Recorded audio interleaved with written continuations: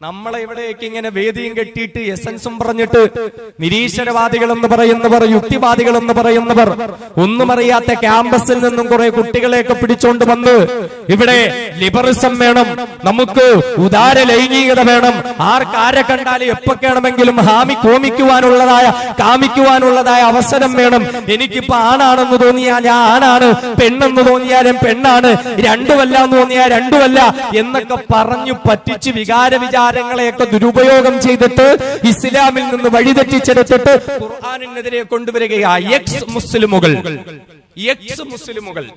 എന്നും പറഞ്ഞിട്ട് ഖുർആനിനെതിരെ ആളുകളെ കൊണ്ടുവന്നിരിക്കുക. ഈ പറയുന്ന നിരീശ്വരവാദികളായ വിവരമില്ലാത്തവർക്കറിയോ, ലോകം കണ്ട വലിയ വലിയ ശാസ്ത്രജ്ഞന്മാർ ഇവിടെ ഖുർആൻ ഇട്ടെടുത്തിരിക്കുകയാണോ? അവര് ഖുർആൻ പഠിച്ചിട്ട് ലോകത്തിന്റെ മുമ്പിൽ അവർ പറയുന്നു, ഈ ഖുർആൻ പറയുന്നത് സത്യമാണ്, അല്ലാഹു ഏകനായ ഇലാഹാണ്, മരണശേഷം നമുക്കൊരു ജീവിതമുണ്ട്, സ്വർഗവും നരകവും ഉണ്ട്. ലോകം കണ്ട വലിയ വലിയ ശാസ്ത്രജ്ഞന്മാരാണ് ഇത് വിളിച്ചു പറയുന്നത്. അല്ലാഹു മനസ്സിലാക്കാൻ തൗഫീഖ് നൽകുമാറാകട്ടെ. അല്ലാഹുവിന്റെ പ്രിയപ്പെട്ട പ്രവാചകൻ അഷ്റഫുൽ ഖൽഖ് നബിയുനാ മുത്തളി മുഹമ്മദ് മുസ്തഫ സ്വല്ലല്ലാഹു അലൈഹി വസല്ലമ തങ്ങളിലേക്ക് അവതരിപ്പിക്കപ്പെട്ട വിശുദ്ധ ഖുർആൻ.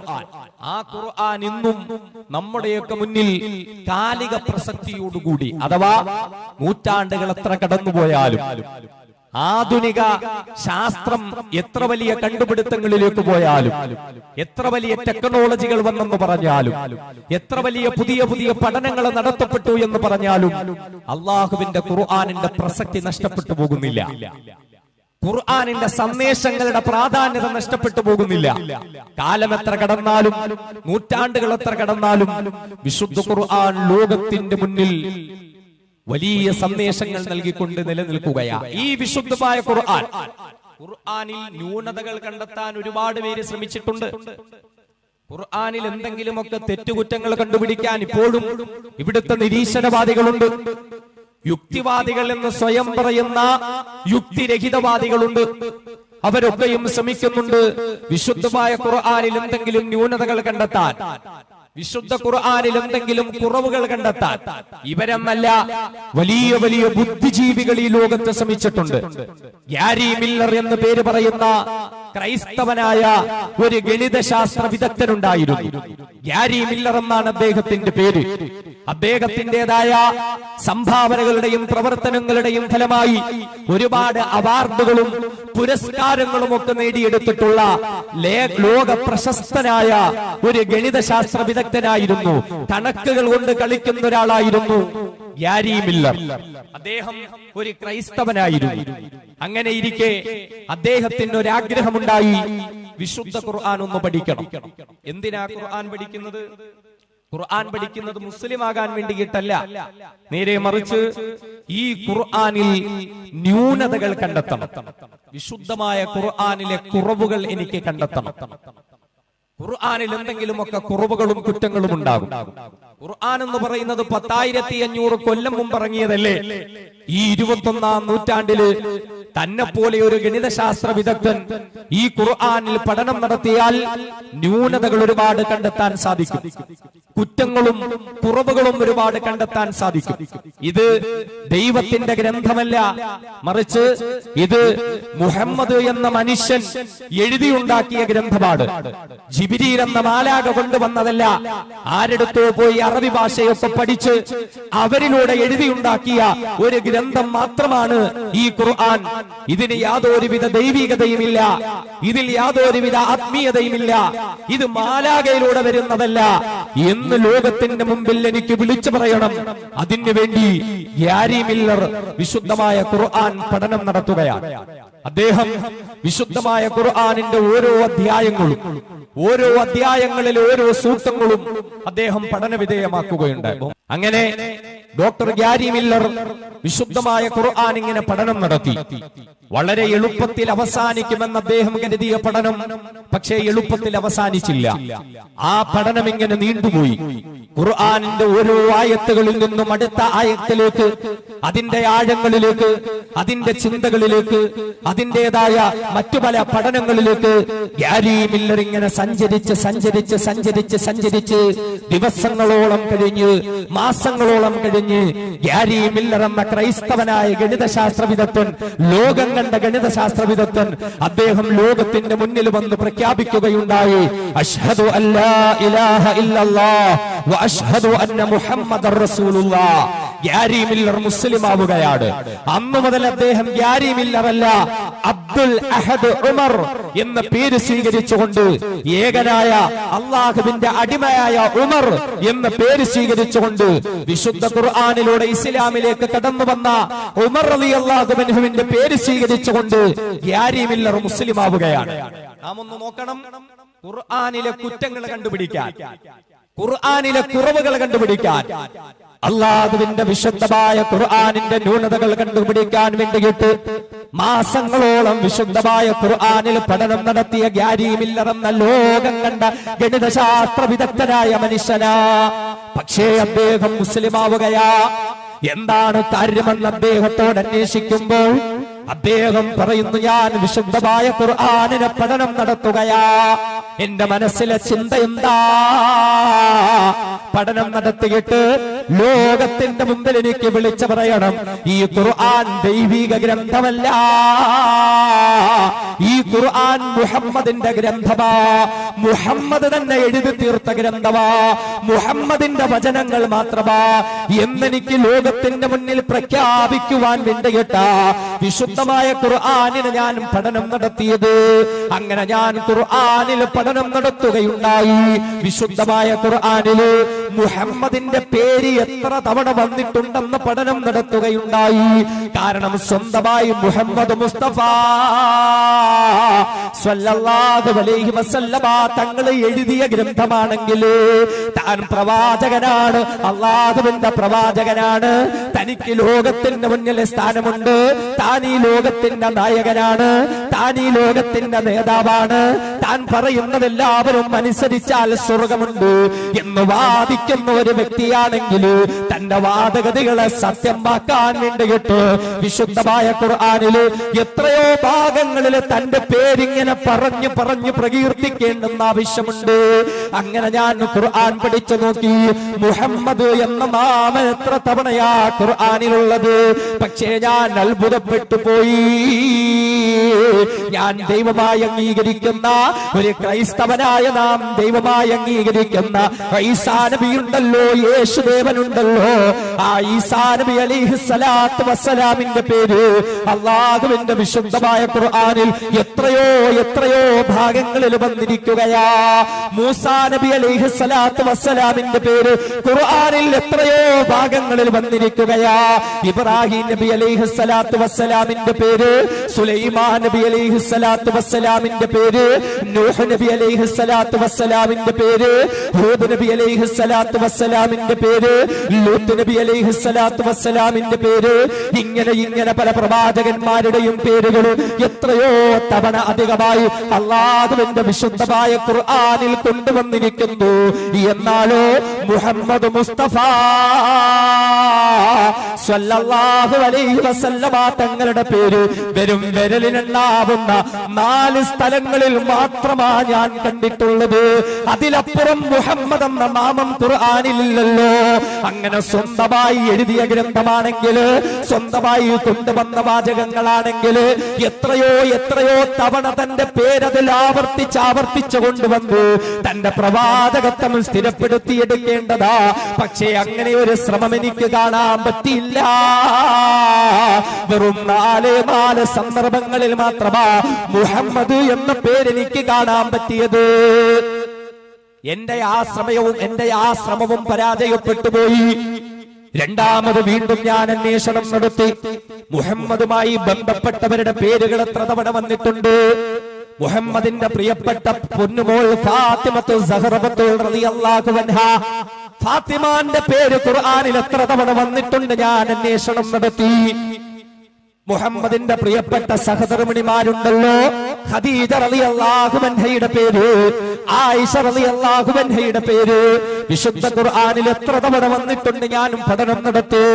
മുഹമ്മദ് മുസ്തഫാന്റെ പ്രിയപ്പെട്ട ഉമ്മയായ ആമിന ബീവിയുടെ പേര് എത്ര തവണ വന്നിട്ടുണ്ട്? ഞാൻ അന്വേഷണം നടത്തി നോക്കി.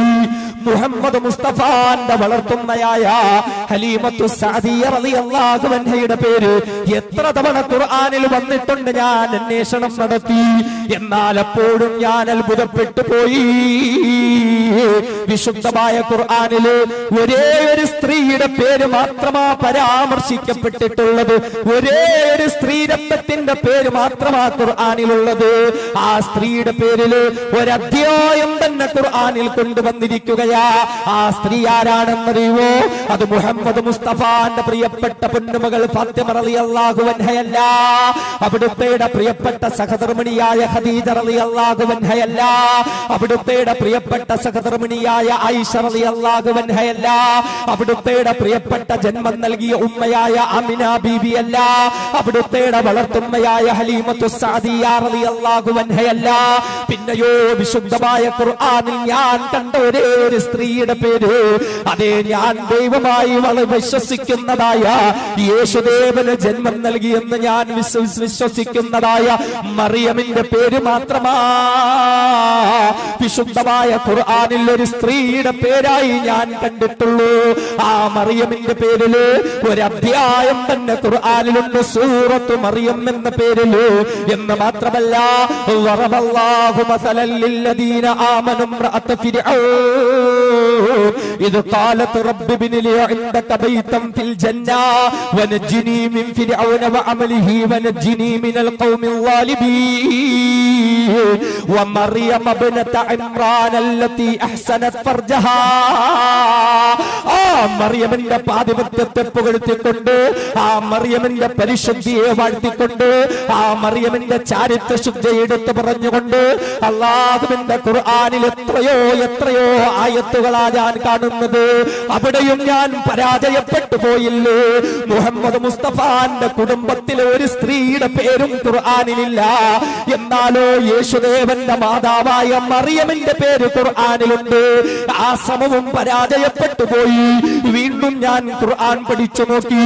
വിശുദ്ധമായ ഖുർആനിലെ ശാസ്ത്ര സത്യങ്ങളിൽ എന്തെങ്കിലും കുറ്റങ്ങൾ ഉണ്ടാകുമോ? ശാസ്ത്ര കണ്ടെത്തലുകളിൽ എന്തെങ്കിലും ന്യൂനതകൾ ഉണ്ടാവുമോ?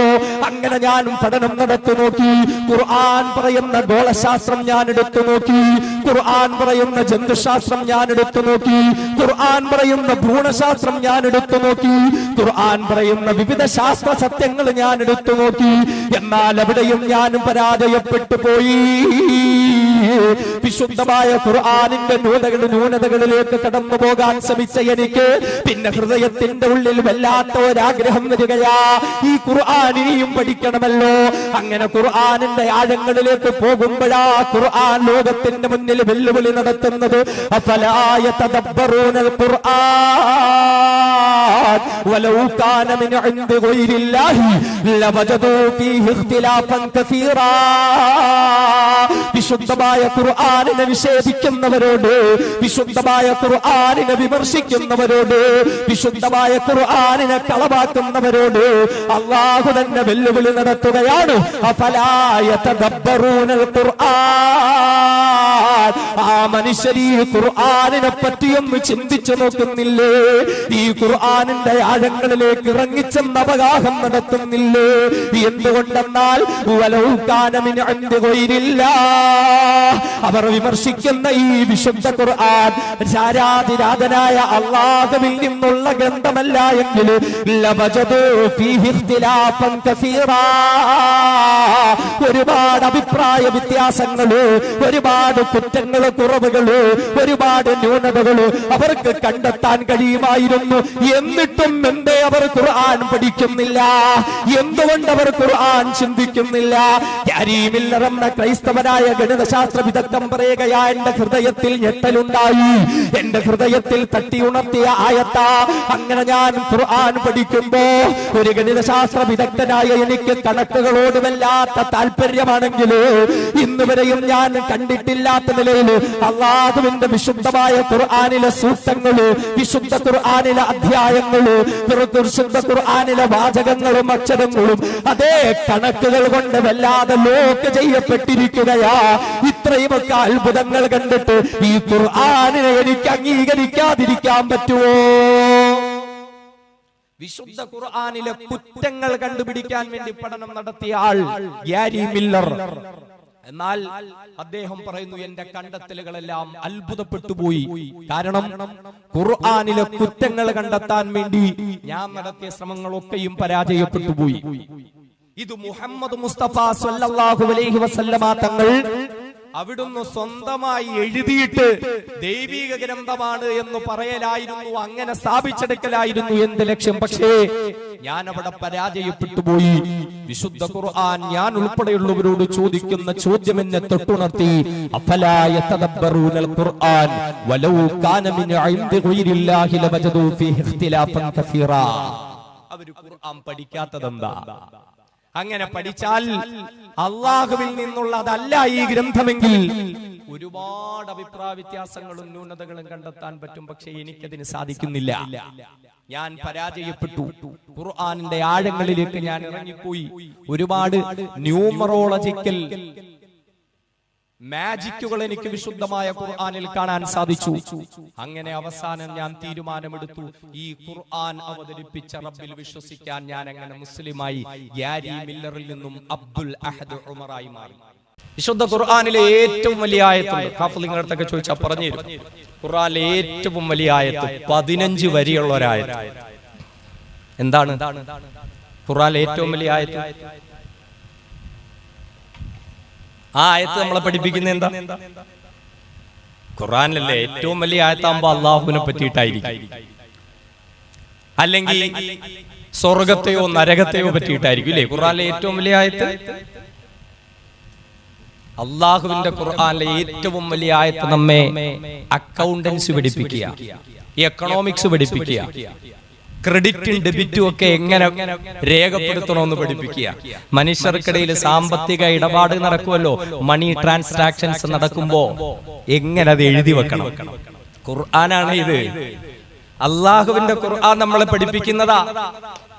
ലോകത്ത് ശാസ്ത്ര മേഖലകളെ സത്യസന്ധമായി പരിചയപ്പെടുത്തിയത് ഖുർആനാ. നിങ്ങൾക്കറിയോ, ഒരു കാലത്ത് ഇവിടെ ശാസ്ത്രം പല വേദഗ്രന്ഥങ്ങളും ഇവിടെ പറഞ്ഞെന്താണെന്നറിയോ?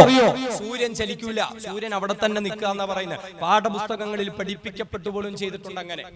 എന്നാൽ അതിനൊക്കെയും മുമ്പ് വിശുദ്ധ ഖുർആൻ ലോകത്തോട് പറഞ്ഞല്ലേ, വശംസു തജ്രീ ലിമുസ്തഖറിൻ ലഹാ ദാലിക തഖ്ദീറുൽ അസീസുൽ അലീം. സൂര്യൻ സഞ്ചരിക്കുന്നുണ്ടെന്ന് ശാസ്ത്രത്തിന് തിരുത്തേണ്ടി വന്നു. ഖുർആനാണ് പഠിപ്പിച്ചത്. ഇവിടെ ഭൂമി, ഈ ആകാശവും ഭൂമി എങ്ങനെ ഉണ്ടായി? ദ ബിഗ് ബാങ് തിയറി, മഹാവിസ്ഫോടന സിദ്ധാന്തം. ശാസ്ത്രം എന്നാ കണ്ടുപിടിച്ചേ? പക്ഷേ അള്ളാന്റെ ഖുർആൻ നൂറ്റാണ്ടുകൾക്ക് മുമ്പ് പറഞ്ഞില്ലേ, അവലം യറല്ലദീന കഫറു വന്ന സമാവാതി വൽ അർള കാനതാ റത്ഖാ ഫഫതഖ്നാഹുമാ. ആകാശവും ഭൂമിയും ഒക്കെ ഒറ്റ പിണ്ഡമായിരുന്നു. ഒരു വിസ്ഫോടനത്തിലൂടെ ആകാശഭൂമികളെ സൃഷ്ടിച്ചത് നാമാണ്. അല്ലാഹു പറയാ, ദ ബിഗ് ക്രഞ്ച് തിയറി. ഭൂമി നശിക്കുന്ന ഒരവസ്ഥ ശാസ്ത്രജ്ഞന്മാർ പറയുന്നുണ്ട്, ഈ ഭൂമിയൊക്കെ നശിക്കും. ഖുർആൻ പറയുന്നില്ല എത്രയോ ഭാഗങ്ങളിൽ. ഇതൊക്കെ കണ്ടുപിടിക്കുന്നതിന് മുമ്പ് ദ എക്സ്പാൻഡിങ് യൂണിവേഴ്സ്, ഈ പ്രപഞ്ചം വികസിച്ചുകൊണ്ടിരിക്കുക. നമ്മളൊരു ബലൂൺ ഊതിപ്പെരിപ്പിക്കുമ്പോ ആ ബലൂണിലുള്ള പുള്ളികൾ ഇങ്ങനെ അകന്നകന്നകന്ന് മാറുന്നത് പോലെ ഭൂമി വികസിക്കുകയാണ്. നക്ഷത്രങ്ങൾ, ഗോളങ്ങൾ ഇങ്ങനെ അകന്നകന്ന് പൊക്കോണ്ടിരിക്കുക. ആധുനിക ശാസ്ത്രജ്ഞന്മാർ അടിവരയിട്ട് പറയാ. എന്നാ നമുക്കറിയോ, ഇവരൊക്കെ ഇത് പറയുന്നതിന് മുമ്പ് ഖുർആൻ പറഞ്ഞു, വസ്സമാഅ ബനൈനാഹാ ബിഐദിൻ വഇന്നാ ലമുസിഊൻ. ഈ പ്രപഞ്ചം സൃഷ്ടിച്ചത് നാമാണ്, നമ്മുടെ കൈകൾ കൊണ്ട്, അധികാരം കൊണ്ടാണ്. അതിനെ വികസിപ്പിച്ചുകൊണ്ടിരിക്കുന്നതും നാമാണ്. Expanding universe. അള്ളാഹു മനസ്സിലാക്കാൻ തൗഫീക്ക് നൽകുമാറാകട്ടെ. ഒരു അവസാനം ഇതൊരു ശാസ്ത്ര ക്ലാസ് ആയി പോയി. അള്ളാഹുവിന്റെ ഖുർആനെ പറ്റി നമ്മൾ എന്താ മനസ്സിലാക്കിയ? ഈ ഖുർആനാണ് ലോകത്തെ ഏറ്റവും വലിയ ശാസ്ത്ര സത്യം. ഖുർആനിൽ പറഞ്ഞ ശാസ്ത്രമൊക്കെ ഇനി അതും കൂടെ ഒക്കെ പറയാൻ നിന്ന സമയം നമുക്ക് ഒരുപാടായി പോയി. ഖുർആനിൽ പറഞ്ഞ ശാസ്ത്രങ്ങൾ എനിക്കറിയൂ. സ്കൂളിലൊക്കെ പഠിക്കുന്ന വിദ്യാർത്ഥികൾക്ക് അറിയുമെന്ന് എനിക്കറിയില്ല. ദ കൊമറ്റ് ഓഫ് ഹാലി എന്ന് പറയുന്ന ഒരു സംഭവമുണ്ട്. കൊമറ്റ് ഓഫ് ഹാലി, ഹാലിയുടെ വാൽ നക്ഷത്രം എന്നാ അതിന് പറയുന്നത്. എഡ്മണ്ട് ഹാലി എന്ന് പറയുന്ന ശാസ്ത്രജ്ഞനാണ് അതിനെ കണ്ടുപിടിച്ചത്. The comet of Halley. ഈ വാൽ നക്ഷത്രം എന്ന് പറഞ്ഞാൽ എന്താണെന്നറിയോ? വാൽ നക്ഷത്രം നമ്മൾ നക്ഷത്രം എന്നൊക്കെ പറഞ്ഞാൽ തീയാണ്, പുകയാണ്, ഭയങ്കര സംഭവമാണ്, തൊട്ടാ കരിഞ്ഞു പോകും. ശാസ്ത്രം അതിന് കൊടുക്കുന്ന ഒരു ഡെഫിനിഷൻ ഉണ്ട്. An icy small solar system body, സൗരയുധത്തിലുള്ള തണുത്തുറഞ്ഞ ഒരു ബോഡി, ഒരു ഘടകമാണ് കൊമറ്റ്, വാൽ നക്ഷത്രം എന്ന് പറഞ്ഞാൽ. ഉൽക്ക വാൽ നക്ഷത്രം എന്നൊക്കെ നമ്മൾ പറയും. ആകാശത്ത് തണുത്തുറഞ്ഞ വലിയ കഷണങ്ങളൊക്കെ ഉണ്ടെന്ന് പറയാ. അള്ളാഹുവിന്റെ ഖുർആൻ പറയുന്നുണ്ട്, വഅൻസൽനാ മിനസ്സമാഇ മിൻ ജിബാലിൻ ഫീഹാ മിൻ ബറദ്. ആകാശത്ത് നിന്ന് വലിയ മഞ്ഞുമലകളിൽ നിന്നും മഞ്ഞ് നാം താഴോട്ട് ഇറക്കുന്നു. ഈ ശാസ്ത്രം എന്താ ഇതൊക്കെ പറഞ്ഞത്? അതുപോട്ടെ, ദ കൊമറ്റ് ഓഫ് ഹാലി എന്ന് പറയും. ഹാലി കണ്ടുപിടിച്ചൊരു ഒരു നക്ഷത്രമുണ്ട്. അതിന് ചില പ്രത്യേകതകളുണ്ട്. അത് ശ്രദ്ധിച്ച് കേട്ടാലേ മനസ്സിലാവൂ. അതുകൂടെ പറഞ്ഞ് ഇൻഷാ അല്ലാഹ് നമുക്ക് ദുആ ചെയ്യാം. ഹാലി കണ്ടുപിടിച്ച ആ നക്ഷത്രത്തിന് ചില പ്രത്യേകതകളുണ്ട്. ഒന്നാമത്തെ പ്രത്യേകത, മനുഷ്യന് ഭൂമിയിൽ നിന്ന് തന്റെ നഗ്ന നേത്രം കൊണ്ട് കാണാൻ പറ്റുന്ന ഒരേ ഒരു വാൽ നക്ഷത്രം അതാണ്. ശ്രദ്ധിച്ചോണേ, മനുഷ്യന് ഭൂമിയിൽ നിന്ന് തന്റെ നഗ്ന നേത്രം കൊണ്ട് നേരിട്ട് കാണാൻ പറ്റാവുന്ന വാൽ നക്ഷത്രം. കാരണം മറ്റ് നക്ഷത്രങ്ങളിൽ നിന്നും അതിന് നിറവ്യത്യാസം ഉണ്ടാവും, അതിന് വലിപ്പത്തിന് ആകൃതിക്കൊക്കെ വ്യത്യാസം ഉണ്ടാവും. ഏകദേശം 1986 അവസാനമായി അതിനെ കണ്ടത്. ഒരു പുരുഷായുസിൽ ഒരുപക്ഷെ 2 തവണ കാണാൻ പറ്റുന്ന ഒരു നക്ഷത്രവും അതേ ഉള്ളൂ. കാരണം സാധാരണ ഈ നക്ഷത്രമൊക്കെ കണ്ടാൽ പിന്നെ ഇത് ചുറ്റി സഞ്ചരിച്ച് വരണമെങ്കിൽ 10,100,000 കൊല്ലമാവും, കാണാൻ പറ്റൂല. പക്ഷേ ഈ നക്ഷത്രത്തിന്റെ പ്രത്യേകത, നഗ്നനേത്രം കൊണ്ട് കാണാൻ പറ്റും. അതിന്റെ ആകൃതി, മറ്റ് നക്ഷത്രങ്ങൾക്കിടയിലുള്ള വലിപ്പം, ഇതൊക്കെ വെച്ചിട്ട്. രണ്ടാമത്തെ പ്രത്യേകത, ഈ നക്ഷത്രത്തെ നാം എവിടെയാണോ കണ്ടത് അവിടെ തന്നെ ഇത് അസ്തമിക്കുകയും അപ്രത്യക്ഷമാവുകയും ചെയ്യും. അപ്പോ എല്ലാ നക്ഷത്രങ്ങൾക്കിടയിൽ നമുക്കതിനെ പ്രത്യേകിച്ച് കാണാൻ പറ്റും. അതുപോലെ തന്നെ എവിടെ കണ്ടോ അവിടെ തന്നെ ഇത് അപ്രത്യക്ഷമായി പോകും. മൂന്നാമത്തേത്, ഈ നക്ഷത്രം ഒരിക്കൽ പ്രത്യക്ഷമായാൽ പിന്നെ 76 കൊല്ലം കഴിഞ്ഞിട്ടാണ് ഇത് രണ്ടാമത് വരുന്നത്. 986 വന്നു. ഇനി ഏകദേശം 2060 മറ്റോ ഒക്കെയാണ് ഈ നക്ഷത്രത്തെ ഇനി കാണാൻ പറ്റുന്നത്. അങ്ങനെയാണ് എന്റെ ഓർമ്മ. അപ്പൊ ഈ 3 പ്രത്യേകതകൾ ഇത് ശ്രദ്ധിച്ചോണം. എല്ലാ നക്ഷത്രങ്ങൾക്കിടയിലും പ്രത്യേകിച്ച് നിറം കൊണ്ട്, വലിപ്പം കൊണ്ട്, ആകൃതി കൊണ്ട് തിരിച്ചറിയാൻ പറ്റുന്ന നക്ഷത്രം, അത് വന്നാൽ നമുക്ക് പ്രത്യേകിച്ച് കാണാൻ പറ്റും ആകാശത്തിൽ.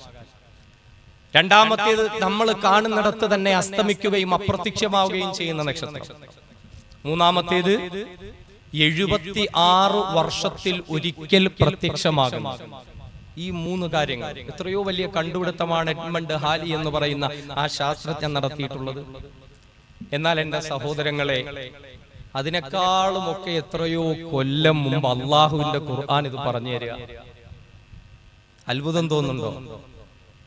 ഈ കൊമറ്റ് ഓഫ് ഹാലി എന്ന് പേരിട്ടിരിക്കുന്ന ഈ നക്ഷത്രം എല്ലാ നക്ഷത്രങ്ങൾക്കിടയിലും പ്രത്യേകം തിരിച്ചറിയാൻ പറ്റുന്ന നിറവും വലിപ്പവും ആകൃതിയുമുള്ള നക്ഷത്രം, എവിടെ കണ്ടോ അവിടെ തന്നെ അപ്രത്യക്ഷമായി പോകുന്ന നക്ഷത്രം, 76 വർഷത്തിൽ ഒരിക്കൽ കടന്നു വരുന്ന നക്ഷത്രം.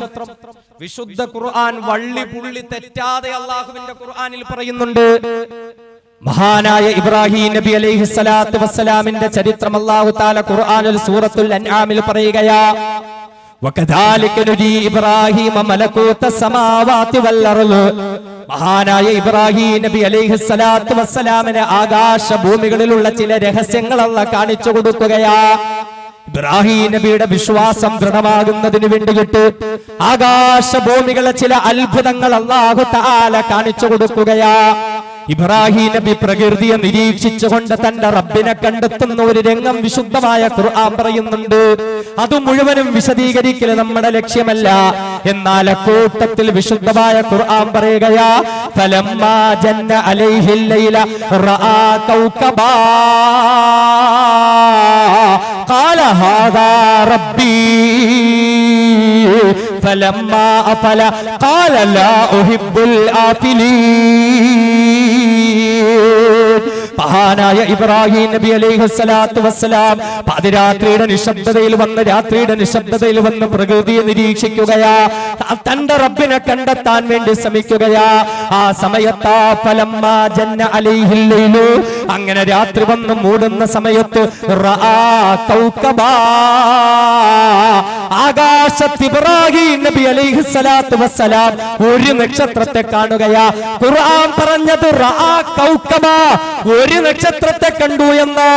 രാത്രിയിൽ ആകാശത്തിലേക്ക് നമ്മൾ നോക്കിയാൽ എത്രയോ പതിനായിരക്കണക്കിന് ലക്ഷക്കണക്കിന് നക്ഷത്രങ്ങളാ. ആ ഒരു നക്ഷത്രത്തെ മാത്രം ഇബ്രാഹിം നബി ശ്രദ്ധിച്ചത് എന്തുകൊണ്ടാ? എഡ്മണ്ട് ഹാലി എന്ന ശാസ്ത്രജ്ഞന് ഒരു നക്ഷത്രത്തെ മാത്രം ശ്രദ്ധിച്ചത് അതിന്റെ വലിപ്പ വ്യത്യാസം കൊണ്ട്, അതിന്റെ നിറവ്യത്യാസം കൊണ്ട്, അതിന്റെ ആകൃതിയുടെ വ്യത്യാസം കൊണ്ടാണെങ്കിൽ മഹാനായ ഇബ്രാഹിം നബി അലൈഹിസ്സലാം അതിന് നൂറ്റാണ്ടുകൾക്ക് മുമ്പ് അതേ നക്ഷത്രത്തെ കാണുകയാ. റആ കൗകബാ, ആ ഒരു നക്ഷത്രത്തെ ഇബ്രാഹിം നബി കാണുകയാ. കണ്ടു എന്ന് മാത്രമല്ല, തന്റെ ജനങ്ങളെയെല്ലാം വിളിച്ച് കാണിച്ചു കൊടുക്കുകയാ. ഒരു പ്രത്യേകതയും ഇല്ലെങ്കിൽ പിന്നെ അതിന്റെ ആവശ്യമുണ്ട്. എല്ലാ ജനങ്ങളും അത്ഭുതത്തോടുകൂടി നോക്കി നിന്ന നക്ഷത്രങ്ങൾക്കിടയിൽ വലിപ്പ വ്യത്യാസമുള്ള, നക്ഷത്രങ്ങൾക്കിടയിൽ നിറവ്യത്യാസമുള്ള, നക്ഷത്രങ്ങൾക്കിടയിൽ ആകൃതി വ്യത്യാസമുള്ള ഒരു നക്ഷത്രമാ റആ കൗകബാ. ആ ഒരു നക്ഷത്രത്തെ ഇബ്രാഹിം നബി കാണുകയാ. ഇബ്രാഹിം ജനങ്ങൾക്ക് അല്ലാഹുവിനെ പരിചയപ്പെടുത്തി കൊടുക്കുന്നതിന്റെ ഭാഗമായി ആ നക്ഷത്രത്തെ നിരീക്ഷിച്ച് പഠനം നടത്തുമ്പോൾ ഖുർആൻ തൊട്ടെടുത്ത് പറയുന്നു ഫലമ്മാ അഫലാ. അതേ എഡ്മണ്ട് ഹാല് കണ്ടുപിടിച്ച വാൽ നക്ഷത്രത്തിന്റെ രണ്ടാമത്തെ പ്രത്യേകത എന്താ? എവിടെയാണോ കണ്ടത് അവിടെ തന്നെ അത് ഡിസപ്പിയർ ആവുക എന്നുള്ളതാ. എവിടെ കണ്ടോ അവിടെ തന്നെ അപ്രത്യക്ഷമാവുക എന്നുള്ളതാ. ഖുർആൻ പറയുന്നു ഫലമ്മാ അഫലാ. ഇബ്രാഹിം നബിയും തന്റെ ജനങ്ങളും ആ നക്ഷത്രത്തെ നിരീക്ഷിച്ചു കൊണ്ടിരിക്കുമ്പോ ആ നക്ഷത്രം അപ്രത്യക്ഷമാവുകയാ, ആ നക്ഷത്രം അസ്തമിച്ചു പോവുകയാ. എത്ര കൃത്യമായിട്ടാ ഖുർആൻ പറയുന്നത്. എഡ്മണ്ട് ഹാല് കണ്ടുപിടിച്ച നക്ഷത്രമാണെന്ന് വെറുതെ പറയുന്നതല്ലല്ലോ. എല്ലാ നക്ഷത്രങ്ങൾക്കും ഇടയിൽ തിരിച്ചറിയാൻ പറ്റുന്നതാണ്. എല്ലാ നക്ഷത്രങ്ങളുടെ ഇടയിലും അസ്തമിച്ചു പോകുന്ന നക്ഷത്രമാണ്. ഇനി മൂന്നാമത്തെ പ്രത്യേകത എന്താ? 76 വർഷത്തിൽ ഒരിക്കൽ മാത്രമാണ് അത് പ്രത്യക്ഷപ്പെടുന്നതെങ്കിലും എന്റെ പ്രിയപ്പെട്ട സഹോദരങ്ങളെ, വീട്ടിലേക്ക് പോയിട്ട് അല്ലാഹുവിന്റെ വിശുദ്ധ ഖുർആൻ എടുക്കുക. ഇല്ലെങ്കിൽ നിങ്ങളുടെ കയ്യിൽ മൊബൈൽ ഉണ്ടല്ലോ, ആ മൊബൈലിലുണ്ടല്ലോ വിശുദ്ധമായ ഖുർആൻ. ആ ഖുർആനിൽ സൂറത്തുൽ അൻആം നിങ്ങളൊന്ന് എടുക്കുവോ? എന്നിട്ട് ആ സൂറത്തുൽ അൻആമിൽ 76ാമത്തെ ആയത്തൊന്ന് എടുക്കുമോ? ആ 76ാമത്തെ ആയത്തിലാ ഇബ്രാഹിം നബി കണ്ട നക്ഷത്രത്തെ പറ്റി അല്ലാഹു പറയുന്നത്. 76 വർഷത്തിൽ ഒരിക്കൽ പ്രത്യക്ഷപ്പെടുന്ന നക്ഷത്രത്തെ 76ാമത്തെ ആയത്തിൽ കൊണ്ടുവന്ന അല്ലാഹ് 75ാമത്തതിലും പോയില്ല, 77ാമത്തതിലും പോയില്ല. കൃത്യമായി 76 വർഷത്തിലൊരിക്കൽ പ്രത്യക്ഷപ്പെടുന്ന നക്ഷത്രത്തെ ആ 76ാമത്തെ ആയത്തിൽ കൊണ്ടുവന്ന അല്ലാഹ്. അൽഹംദുലില്ലാഹ് അൽഹംദുലില്ലാഹ് അൽഹംദുലില്ലാഹില്ലദീ അൻസല അലാ അബ്ദിഹിൽ കിതാബ വലം യജ്അൽ ലഹു ഇവജാ. തന്റെ പ്രിയപ്പെട്ട ദാസനായ മുഹമ്മദ് മുസ്തഫ തങ്ങളുടെ മേലിൽ യാതൊരുവിധ ന്യൂനതകളുമില്ലാത്ത ഖുർആൻ ഇറക്കിയ റബ്ബേ, അൽഹംദുലില്ലാഹ്, നിനക്കാണ് സർവസ്തുതികളും റബ്ബേ. എത്ര സ്പഷ്ടമായിട്ടാണ് ഖുർആൻ പറഞ്ഞേ. എല്ലാ നക്ഷത്രങ്ങളുടെയും ഇടയിൽ റആ കൗകബ, ആ നക്ഷത്രത്തെ മാത്രം ഇബ്രാഹിം നബി കാണുകയും ശ്രദ്ധിക്കുകയും വേണമെങ്കിൽ അതിന് വലിപ്പ വ്യത്യാസം, നിറവ്യത്യാസം, ആകൃതി വ്യത്യാസം ഉണ്ടാകണം. എഡ്മണ്ട് ഹാലി ആ നക്ഷത്രം കണ്ടെത്ത അതുകൊണ്ടാ. ഇബ്രാഹിം നബിയും ആ നക്ഷത്രം കണ്ടത് അതുകൊണ്ടാ. രണ്ടാമത്തത് ഹാല് പറയുന്നു കണ്ടോണ്ടിരിക്കുമ്പോ അതങ്ങ് അസ്തമിച്ചു പോകും. ഖുർആൻ പറയുന്നു ഫലമ്മാ ഫല, നോക്കിക്കൊണ്ടിരുന്നപ്പോ അതങ്ങ് അപ്രത്യക്ഷമായി. 76 വർഷത്തിൽ ഒരിക്കലാ വരുന്നതെന്ന് ഹാലി പറയുന്നു. ഖുർആൻ ഈ നക്ഷത്രത്തെ പറ്റി പറഞ്ഞ ആയത്ത് 76ാമത്തെ ആയത്ത്. അള്ളാഹുവിന്റെ ഖുർആൻ പറയുന്ന ശാസ്ത്രം അള്ളാഹു മനസ്സിലാക്കാൻ തൗഫീഖ് നൽകട്ടെ. ലോകം കണ്ട ശാസ്ത്രജ്ഞന്മാർ, കീത്ത് മൂറിനെ പോലെയുള്ള ശാസ്ത്രജ്ഞന്മാർ ശാസ്ത്രത്തിന്റെ വളർച്ചയിൽ ഖുർആനിന്റെ പങ്ക് എന്ത് എന്ന് ലോകത്തിന്റെ മുമ്പിൽ പറയുന്നുണ്ട്. കീത്ത് മൂറിനെ പോലെയുള്ള ശാസ്ത്രജ്ഞന്മാർ. മൗറിസ് ബുഖായി എന്ന് പറയുന്ന ഒരു ശാസ്ത്രജ്ഞനുണ്ട്, നിസാര ആളൊന്നുമല്ല. അദ്ദേഹത്തിന്റെ പുസ്തകങ്ങള്, അദ്ദേഹത്തിന്റെ ഗവേഷണങ്ങള്, അദ്ദേഹത്തിന്റെ കണ്ടുപിടുത്തങ്ങളൊക്കെ ലോകത്തിന്റെ മുമ്പിൽ വലിയ ചർച്ചയാ. നമുക്കറിയോ, ഏകദേശം 1800കളുടെ അവസാനത്തിൽ ചെങ്കടലിന്റെ അടിയിൽ നിന്നും ഫറോവയുടെ ശവശരീരം കിട്ടി. ആ ഫറോവയുടെ ശവശരീരം ഈജിപ്തിൽ സൂക്ഷിച്ചിരിക്കുന്നു.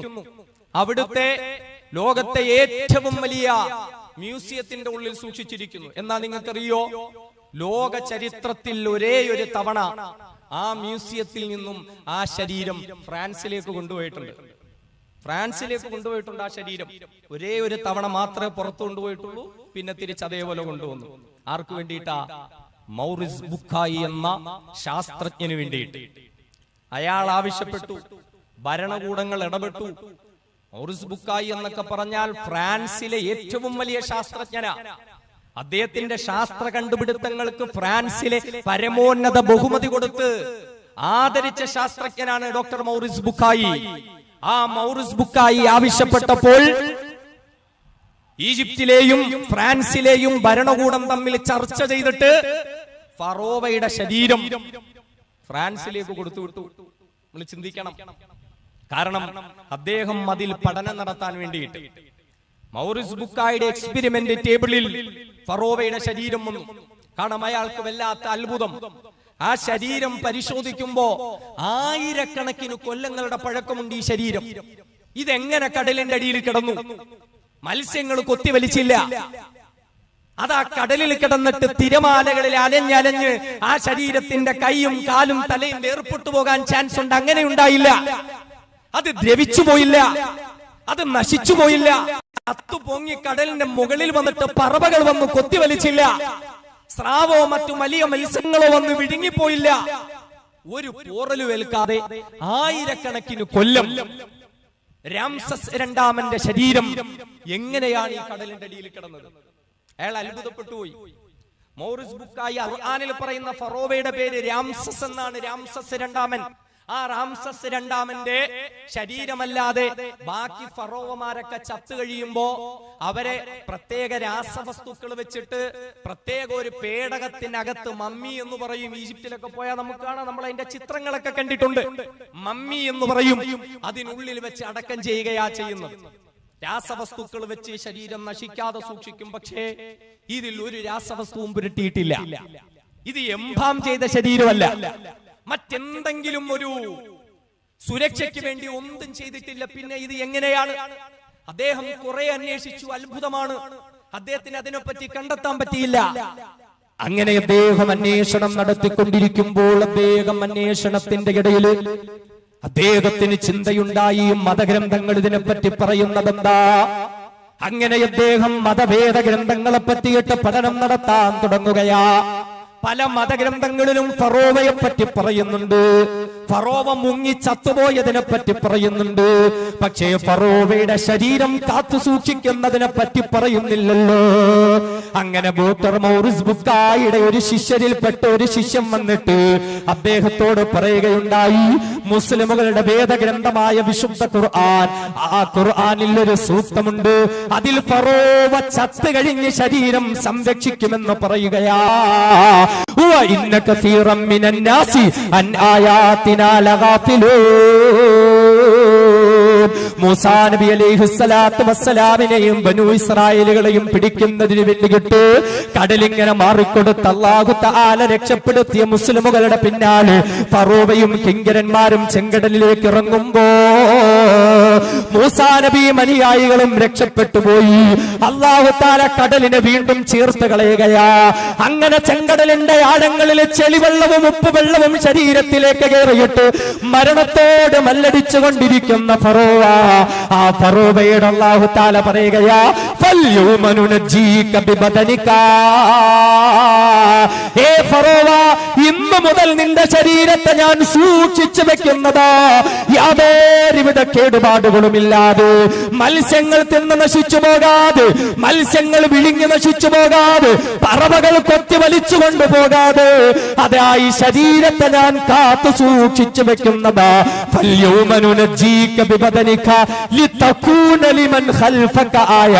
എന്തിനു വേണ്ടിയിട്ടാ?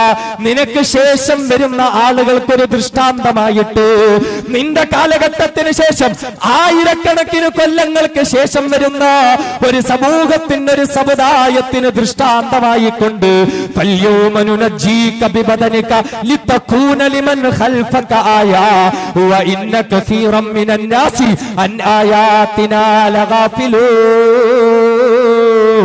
അല്ലാഹുവിന്റെ ദൃഷ്ടാന്തങ്ങളിൽ നിന്ന് അധിക ജനങ്ങളും അശ്രദ്ധയിൽ കഴിയുകയാ. ഈ ഒരു ആയത്ത് കൊണ്ടതും മൗറൂസ് ബുക്കായിയുടെ ഹൃദയം തുറക്കുകയാ. എത്ര സുന്ദരമായിട്ടാ ഖുർആൻ പറയുന്നത്, എത്ര സ്പഷ്ടമായിട്ടാ ഖുർആൻ പറയുന്നത്. ഒരു കേടുപാടുമില്ലാതെ ഈ ശരീരം സൂക്ഷിക്കുമെന്ന്, പിൽക്കാലത്തുള്ള ജനങ്ങൾക്ക് വേണ്ടി ദൃഷ്ടാന്തമായി അതിനെ നൽകുമെന്ന് മൗറൂസ് ബുക്കായി ഏറ്റെടുക്കുന്ന വിശുദ്ധ ഖുർആൻ. അങ്ങനെ അദ്ദേഹം ഇസ്ലാമിന്റെ തീരത്തേക്ക് കടന്നു വരികയാ. ഡോക്ടർ മൗറൂസ് ബുക്കായി മുസ്ലിമായി. അദ്ദേഹം പിന്നെ ഗ്രന്ഥം എഴുതി. വിശുദ്ധ ഖുർആനും ശാസ്ത്രവും എന്ന പേരിൽ ലോക പ്രശസ്ത ഗ്രന്ഥങ്ങളും പ്രബന്ധങ്ങളും അദ്ദേഹം അവതരിപ്പിച്ചു. നമ്മളിപ്പോഴും ഈ ഖുർആൻ ഒരു പഴഞ്ചൻ സാധനം, മുസ്ലിയാക്കന്മാർക്ക് ഓതാനുള്ള, റമളാനിൽ മാത്രം ഓതാനുള്ള ഒരു സാധനം. വലിയ വലിയ ശാസ്ത്രജ്ഞന്മാരെടുത്ത് അവരുടെ മുമ്പിൽ വെച്ച് തുറന്ന് ഖുർആൻ ആയത്തുകൾ കണ്ട് കണ്ണീരൊഴുക്കി പൊട്ടിക്കരഞ്ഞുകൊണ്ടിരിക്കുന്നു. അള്ളാഹുവിന്റെ വിശുദ്ധ ഖുർആൻ നിസ്സാരമാണെന്ന് നമ്മൾ കരുതിയോ? നിസ്സാരമാണെന്ന് നമ്മൾ വിചാരിച്ചോ? തീർന്നിട്ടില്ല സഹോദരങ്ങളെ. ഇങ്ങനെ എണ്ണി എണ്ണി പറയാൻ നിന്നാൽ തായ്ലൻഡിലെ തേജാസൻ എന്ന് പറയുന്ന ഒരു ഡോക്ടറുണ്ട്. The anatomy of human body, മനുഷ്യ ശരീര ഘടനകളെ പറ്റിയിട്ട് പഠനം നടത്തുന്ന മനുഷ്യനാണ് അദ്ദേഹം.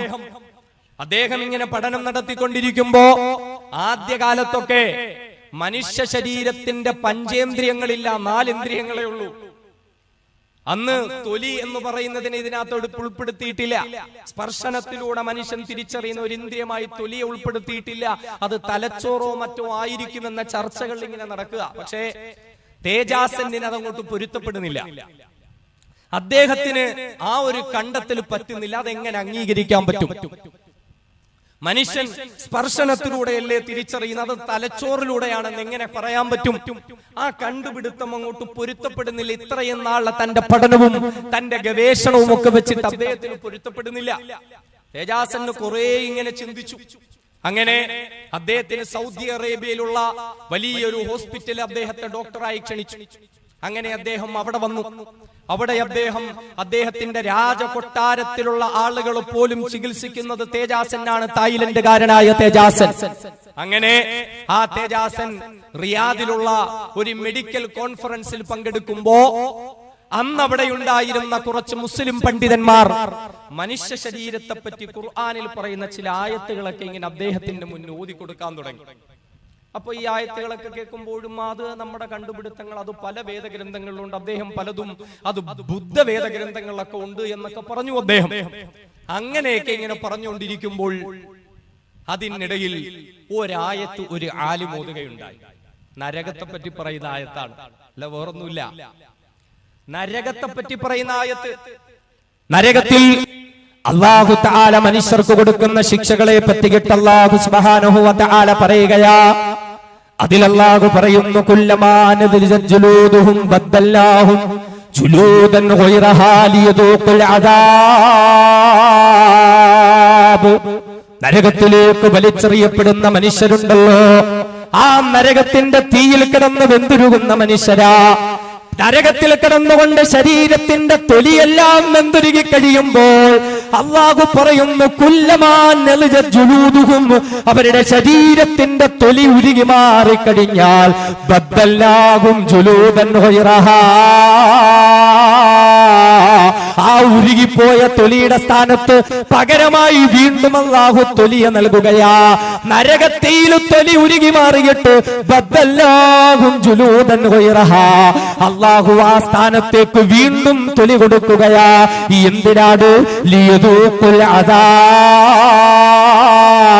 അവര് വേദന രുചിക്കാൻ വേണ്ടിയിട്ടാ, വേദന അറിയാൻ വേണ്ടിയിട്ട് തൊലി ഇങ്ങനെ ഉരിമാറുമ്പോ വീണ്ടും തൊലിയിട്ട് കൊടുക്കുന്നു വേദന അറിയാൻ. ഈ ഒരു വിശുദ്ധ ഖുർആനിലെ ആയത്ത് കേൾക്കുമ്പോ തേജാസന് ചിന്തിച്ചു പോകുന്നു. എത്രയോ വലിയ സത്യമാ, എത്രയോ വലിയ സത്യമാ. തന്റെ അന്വേഷണ ഗവേഷണങ്ങൾക്ക് ഇവിടെ ഉത്തരം നൽകപ്പെട്ടിരിക്കുകയാ. അതേ മനുഷ്യ ശരീരം വേദനയറിയുന്നത് സ്പർശനശേഷിയിലൂടെ, തൊലിയിലൂടെയാ. മനുഷ്യ ശരീരത്തിലെ ഏറ്റവും വലിയ അവയവമായ തൊലിയിലൂടെയാണ്, ചർമ്മത്തിലൂടെയാണ് മനുഷ്യൻ വേദനയറിയുന്നത്, സുഖമറിയുന്നത്, തണുപ്പറിയുന്നത്, ചൂടറിയുന്നതെന്ത് ലോകത്തിന് മുമ്പിൽ തേജാസന് വിളിച്ചു പറയുന്നു. അതോടൊപ്പം അല്ലാഹുവിന്റെ വിശുദ്ധമായ ഖുർആനിനെയും ഏറ്റെടുക്കുകയാ. തേജാസന് മുസ്ലിമായി ഇവരൊക്കെ നിസ്സാര ആളുകളാണോ? എന്നാ നമ്മൾ അറിയണം എന്റെ പ്രിയപ്പെട്ട സഹോദരങ്ങളെ, ആധുനിക വൈദ്യശാസ്ത്രത്തിന്റെ പിതാവ് എന്ന് പറയുന്നതാരാ? The father of modern medical science. നിങ്ങളുടെ കയ്യിൽ മൊബൈൽ ഉണ്ട് എങ്കിൽ, ഗൂഗിൾ ഉണ്ട് എങ്കിൽ നിങ്ങൾക്ക് അതൊക്കെ ഒന്ന് അന്വേഷിച്ചു നോക്കാം. അവിടെ നമുക്കൊരു പേര് കാണാൻ പറ്റും, അവിസന്ന എന്നൊരു പേര്. അവിസന്ന എന്നൊരു പേരുണ്ട്. The father of modern medical science, ആധുനിക വൈദ്യശാസ്ത്രത്തിന്റെ പിതാക്കന്മാരിൽ ഒരാളായി അവിസന്നയുടെ പേര് നമുക്ക് കാണാൻ പറ്റും. വിദേശ രാജ്യങ്ങളിലൊക്കെ വലിയ വലിയ മെഡിക്കൽ കോളേജുകളുടെ മുന്നിൽ അവിസന്നയുടെ പ്രതിമ പോലും ഉണ്ടാക്കി വെച്ചിട്ടുണ്ട്. ആരാണ് അവിസന്ന? മെഡിക്കൽ സയൻസ് പഠിക്കുന്ന വിദ്യാർത്ഥികൾക്ക് അവരുടെ മുമ്പിൽ ആധുനിക വൈദ്യശാസ്ത്രത്തിന്റെ മൂലഗ്രന്ഥങ്ങളെന്ന് പറഞ്ഞുകൊണ്ട് ചില ഗ്രന്ഥങ്ങൾ പരിചയപ്പെടുത്താറുണ്ട്. അതിൽപ്പെട്ട പ്രധാനപ്പെട്ട 2 ഗ്രന്ഥങ്ങളുണ്ട്. ഒന്ന് ദ കാനോൻ ഓഫ് മെഡിസിൻ, വൈദ്യശാസ്ത്രത്തിന്റെ അടിസ്ഥാന നിയമങ്ങൾ പഠിപ്പിക്കപ്പെടുന്നത് അവിടെ നിന്നാണ്. The cannon of medicine. രണ്ടാമത്തേത് ദ ബുക്ക് ഓഫ് ഹീലിംഗ്, ചികിത്സയെ പറ്റി പഠിപ്പിക്കുന്നതായ. ഇതിൽ നിന്നാണ് പുതിയ പുതിയ പഠനങ്ങളും കണ്ടെത്തലും. ഈ അവിസന്ന എന്ന് പറയുന്നത് ആരാ? ഈ ബുക്ക് ഓഫ് ഹീലിംഗ് എന്നും കാനോൻ ഓഫ് മെഡിസിനും എന്നും ഒക്കെ പറയുന്ന ഇംഗ്ലീഷ് ഭാഷയിലുള്ള ഈ പുസ്തകങ്ങളൊക്കെ എവിടെ നിന്നാ, ആരാ രചിച്ചത് നമ്മൾ തിരിച്ചറിയണം. അവിസന്ന എന്ന് പറഞ്ഞാൽ അള്ളാഹുവിന്റെ വിശുദ്ധമായ ഖുർആനിൽ അവഗാഹം നേടിയ, നെഞ്ചുവരെ ദാടി വളർത്തിയ, തലപ്പാവ് കെട്ടിയ, നീളം വസ്ത്രം ധരിച്ച ഒരു മുസ്ലിം പണ്ഡിതൻ അബ്ദുല്ലാഹ് ഇബ്നു സീന.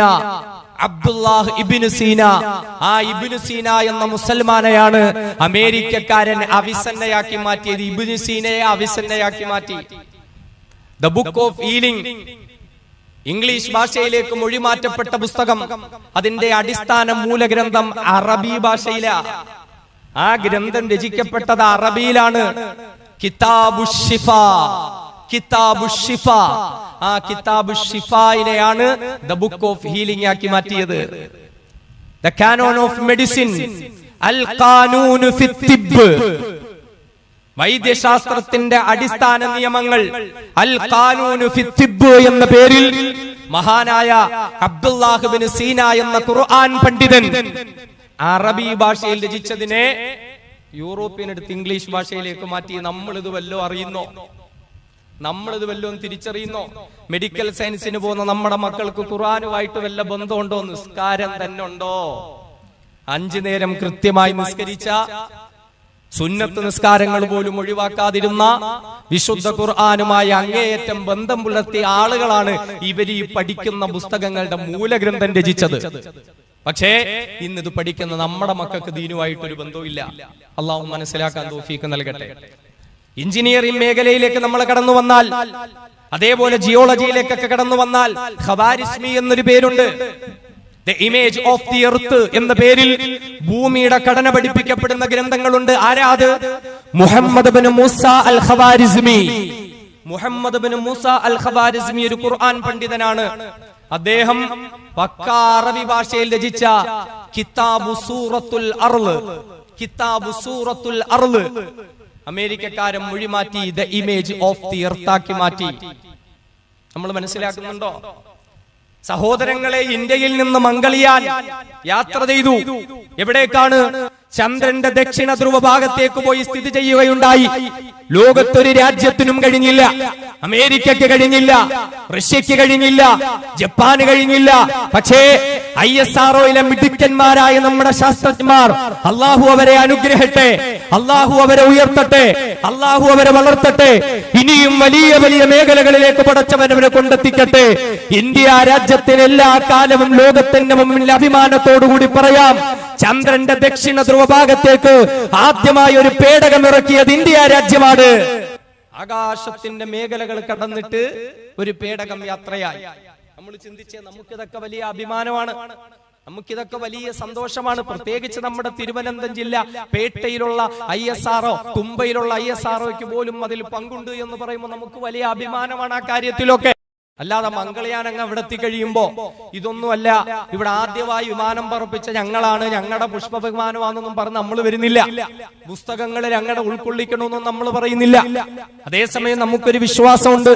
അള്ളാഹുവിന്റെ പ്രിയപ്പെട്ട ഹബീബ് മുത്തളി മുഹമ്മദ് മുസ്തഫ സ്വല്ലല്ലാഹു അലൈഹി വസല്ലമ തങ്ങൾ മിഅ്റാജിന്റെ യാത്ര നടത്തി, ഇസ്രാ മിഅ്റാജ് നടത്തിയ ഒരു യാത്രയുണ്ട്. ബുറാഖ് എന്ന പ്രത്യേക വാഹനത്തിൽ ഏറിയിട്ട് ഹബീബായ റസൂൽ ആകാശത്തിന്റെ സർവ്വസീമകളും കടന്നിട്ട് സ്വർഗ്ഗവാതിലുകളെല്ലാം നരകവാതിലുകളെല്ലാം കടന്ന് അങ്ങേയറ്റം അല്ലാഹു റബ്ബുൽ ഇസ്സത്തിന്റെ അടുക്കൽ പോയി. നമ്മളൊക്കെ അത് വിശ്വസിക്കുന്നുണ്ട്. ആ സംഭവം നടന്നത് മക്കയിലാ. പക്ഷേ മക്കയിൽ ഒരു സ്കൂളിൽ പോലും ലോകത്താദ്യമായി വിമാനയാത്ര നടത്തിയത്, റോക്കറ്റ് നടത്തിയത് റസൂലുള്ളാഹി എന്ന് പഠിപ്പിക്കുന്നില്ല. നമ്മൾ അംഗീകരിക്കുന്നു ഇവിടുത്തെ ശാസ്ത്രത്തിന്റെ കണ്ടെത്തലുകൾ. അള്ളാഹുവിന്റെ ഖുർആൻ പറയുന്നില്ലേ, നിങ്ങൾക്ക് കഴിയുമെങ്കിൽ നിങ്ങൾ പൊക്കോളിൻ, ആകാശത്തിന്റേതായ ഭൂമിയുടേതായ സീമകൾ കടന്നുകൊണ്ട് പോകാൻ പറ്റുമെങ്കിൽ നിങ്ങൾ പൊക്കോളിൻ. പക്ഷേ അള്ളാഹു സഹായിച്ചിട്ടല്ലാതെ നിങ്ങൾക്ക് പറ്റൂല. അല്ലേ? സുനിത വില്യംസ് എന്ന ശാസ്ത്രജ്ഞ ഇപ്പോഴും അവിടെ കിടക്കുക, തിരിച്ചു വരാൻ പറ്റുന്നില്ല. എന്താ? കണ്ടുപിടുത്തങ്ങൾ ഇല്ലാത്തോണ്ടാണോ? സംവിധാനങ്ങൾ ഇല്ലാത്തോണ്ടാണോ? പറ്റുന്നില്ല. ഇനി എത്ര നാൾ ആ സ്ത്രീ അവിടെ കിടക്കുമെന്ന് അള്ളാഹു താല ഒരു പോർണ്ണമില്ലാതെ തിരിച്ചെത്തിക്കട്ടെ. കാരണം അവരൊക്കെ അവരുടെ ജീവിതം തന്നെ വെച്ച് ഒരുപാട് കണ്ടുപിടുത്തങ്ങളൊക്കെ നടത്തുന്ന ആളുകളാണ്. അങ്ങോട്ട് പോയി തിരിച്ചു വരാൻ പറ്റുന്നില്ല. എത്ര നാൾ കിടക്കും? അവിടെയാണ് അല്ലാഹുവിന്റെ ഖുർആൻ പറഞ്ഞത്, യാ മഅ്ശറൽ ജിന്നി വൽ ഇൻസ്, അല്ലയോ മനുഷ്യരെ, അല്ലയോ ജിന്നുകളെ, ഇനിസ്തതഅതും അൻ തൻഫുദൂ മിൻ അഖ്താരിസ് സമാവാതി വൽ അർളി ഫൻഫുദൂ, നിങ്ങൾക്ക് പറ്റുമെങ്കിൽ ആകാശഭൂമികളുടെ അതിർവരമ്പുകൾ കടന്ന് നിങ്ങൾ പൊയ്ക്കോളിൻ, പൊയ്ക്കോളിൻ. ബഹിരാകാശത്ത് പോവിൻ, ചന്ദ്രനിലേക്ക് പോവിൻ, ചൊവ്വയിലേക്ക് പോവിൻ. ലാ തൻഫുദൂന ഇല്ലാ ബിസുൽത്താൻ, അള്ളാഹു നിങ്ങൾക്ക് നൽകിയ അധികാരവും സഹായവും കൊണ്ടല്ലാതെ നിങ്ങൾക്ക് അതിന് പറ്റൂല. അള്ളാഹ് സഹായിച്ചിട്ടല്ലാതെ സുനിത വില്യംസിന് തിരിച്ചു വരാൻ പറ്റൂല. ഖുർആൻ പറയാ, പോണം, പഠിക്കണം. പക്ഷേ നമ്മളൊന്ന് തിരിച്ചറിയണം, ഇവിടെ ആകാശത്തിന്റെ സീമകൾ കടന്നു പോകാൻ വിമാനങ്ങൾ കണ്ടുപിടിച്ചതാരാ? റൈറ്റ് സഹോദരന്മാര് വിമാനം കണ്ടുപിടിച്ചു. റൈറ്റ് സഹോദരന്മാര് വിമാനം കണ്ടുപിടിച്ചു. നമ്മളൊക്കെ പഠിക്കുന്നതും പരീക്ഷയ്ക്ക് എഴുതുന്നതും ഒക്കെ അങ്ങനെ തന്നെയാ. ഒരുപാട് ഗവേഷണങ്ങൾ അവര് നടത്തി. ചിറക് വെച്ച് പിടിച്ചിട്ട് പറക്കാൻ നോക്കി ആദ്യമായി. പിന്നെ അതിൽ നിന്നും ഒരുപാട് കണ്ടുപിടുത്തങ്ങൾ കഴിഞ്ഞ് വിമാനത്തിലേക്ക് അവരെത്തി. എന്നാൽ ഈ റൈറ്റ് സഹോദരന്മാർക്ക് പറക്കുവാനുള്ള പ്രചോദനം കിട്ടിയത് എവിടെ നിന്നാ? ഇറാഖിലെ ബാഗ്ദാദിലെ എയർപോർട്ടിൽ ചെന്നാൽ, ഇപ്പൊ അവിടെ ഉണ്ടോന്ന് അറിയില്ല, നേരത്തെ ഉണ്ടായിരുന്നു. ഇറാഖിലെ ബാഗ്ദാദിലെ എയർപോർട്ടിൽ ചെന്നാൽ അവിടെ ഇതുപോലെ ചിറക് വെച്ച് പറക്കുന്ന ഒരു മനുഷ്യന്റെ ഒരു രൂപമുണ്ട്. കണ്ടായിരുന്നു? ഇറാഖിൽ പോയപ്പോ കണ്ടിരുന്നോ? വലിയ ഉസ്താദ് ഇറാഖിലൊക്കെ പോയിട്ടുള്ള ആളാ. അവിടെ ചിറക് വെച്ച് പറക്കുന്ന ഒരു മനുഷ്യന്റെ രൂപമുണ്ട്. ആരാ? റൈറ്റ് സഹോദരന്മാരാണോ? അല്ല. ഇതൊക്കെ നമ്മൾ പഠിക്കണം. ലോകത്താദ്യമായി പറക്കണമെന്ന് ചിന്തിച്ചതാരാ? പറക്കാൻ വേണ്ടിയിട്ട് ശ്രമം നടത്തിയതാരാ? ഒരു മുസൽമാൻ, അബ്ബാസ് ബിൻ ഫിർനാസ്. അബ്ബാസ് ബിൻ ഫിർനാസ് പറക്കണം, മനുഷ്യന് പറക്കണം, ആകാശത്തിന്റെ സീമകൾ കടന്നു പോകണം. അതിനുവേണ്ടി കണ്ടുപിടുത്തങ്ങൾ നടത്തിയത് ഫാദർ ഓഫ് ഏവിയേഷൻ, വ്യോമശാസ്ത്രത്തിന്റെ പിതാവ് എന്ന അദ്ദേഹത്തെ അറിയപ്പെടുന്ന അബ്ബാസ് ബിൻ ഫിർനാസ്. സഹോദരങ്ങളെ, വിനീതൻ ഇത് പറഞ്ഞത് വ്യോമശാസ്ത്രത്തിന്റെ പിതാവായ അബ്ബാസ് ബിൻ ഫിർനാസ് ആയാലും, ഗോളശാസ്ത്രത്തിൽ കണ്ടുപിടുത്തം നടത്തിയ മൂസാ ബിൻ ഖവാരിസ്മി ആയാലും, വൈദ്യശാസ്ത്രത്തിന്റെ പിതാവായ അബ്ദുല്ലാഹ് ബിൻ സീനയായാലും, ഇവർക്കെല്ലാം പ്രചോദനം നൽകപ്പെട്ടത് എവിടെ നിന്നാ? ഇവരുടെ പഠനങ്ങൾക്ക് വേണ്ടി കേട്ട് ഇവരുടെ കണ്ടുപിടുത്തങ്ങൾക്ക് വേണ്ടി കേട്ട് പ്രചോദനങ്ങൾ നൽകപ്പെട്ടത് അവിടെ നിന്ന അള്ളാഹുവിന്റെ വിശുദ്ധമായ ഖുർആൻ. അവിടേക്കാണ് നമ്മൾ തിരികെ എത്തേണ്ടത്. അള്ളാഹുവിന്റെ വിശുദ്ധമായ ഖുർആൻ. ഒരു മനുഷ്യനും ചിന്തിട്ടില്ലാത്ത കാലഘട്ടത്തിലെ മനുഷ്യനും പറക്കേണ്ടതുണ്ട്. പറവകള് പറക്കുന്നതെങ്ങനാ? അതേ, ചിറവുകൾ വിടർത്തിയിട്ട പറവകളെ പറക്കുന്നത് പോലെ മനുഷ്യനും പറക്കേണ്ടതുണ്ട് എന്ന് ചിന്തിച്ചുകൊണ്ട് ചിറവുകൾ വെച്ച് പിടിച്ചിപ്പിച്ചുകൊണ്ട് പറക്കാൻ ശ്രമിച്ച അബ്ബാസ് ബിൻ ഫിർനാസ് എവിടെ നിന്നാണ് ഈ പ്രചോദനം കിട്ടിയതെന്നറിയുമോ? അവലം യറൗ ഇല തൈരി ഫൗഖഹും സാഫാത്തിൻ വയഖബിദന മാ യുംസികുഹുന്ന ഇല്ല റഹ്മാൻ ഇന്നഹു ബികുല്ലി ശൈഇൻ ബസീർ. അല്ലാഹുവിന്റെ ഖുർആൻ ലോകത്തോട് വിളിച്ചു ചോദിക്കുന്നില്ലേ? അവലം ഇല തൈരി ഫൗഖഹും സാഫാത്തിൻ വയഖബിദന, നിങ്ങളുടെ തലയുടെ മുകളിലൂടെ ചിറക് വിരിച്ച് പറക്കുന്നതായ പക്ഷികളിലേക്ക് അവർ നോക്കുന്നില്ലേ?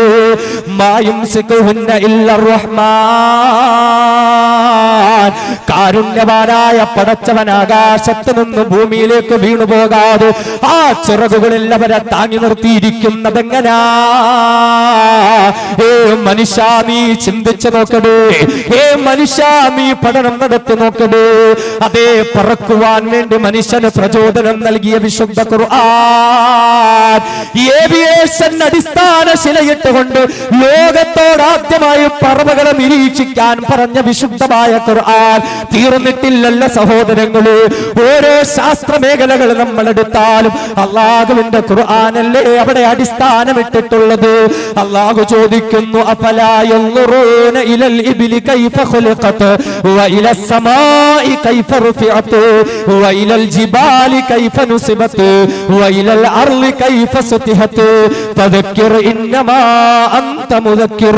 അല്ലാഹുവിന്റെ ഖുർആൻ പറയുകയാ,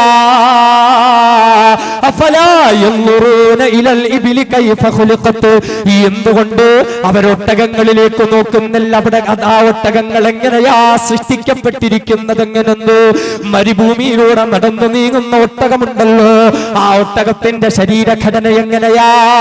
ആ ഒട്ടകത്തിൻ്റെതായ ജീവിതം എങ്ങനെയാ? ആ ഒട്ടകത്തിൻ്റെതായ ശാസ്ത്രം എങ്ങനെയാ?